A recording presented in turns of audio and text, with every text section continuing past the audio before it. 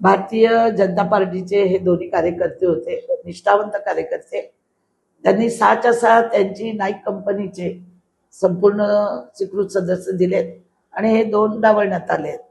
आता भारतीय जनता पार्टीला समजणार नाही, ज्यावेळी हिंदू हृदय सम्राट बाळासाहेब ठाकरे यांच्या पडत्या काळामध्ये सगळे नगरसेवक घेऊन हे पळाले होते, तर निवडणुकीला त्यांच्याकडे औषधाला सुद्धा नगरसेवकाला उमेदवारी द्यायला माणसं नव्हती. त्याच्यानंतर ते राष्ट्रवादीत आले.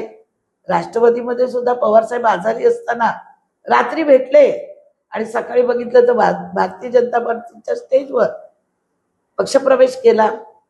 आता हे सगळे आलेले जे निवडून आहेत किंवा स्वीकृत आहेत त्या परिवहन सदस्य आहेत, हे सगळे हे नाईक कंपनीचे आहेत.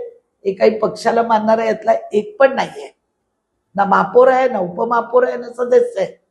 ज्यावेळी पुन्हा यांची पाळी येईल, कालच ते बोलले ना, काल त्यांनी किती मोठी बात केली की मंत्रिमंडळात राहून काय मला चाटायचं आहे का.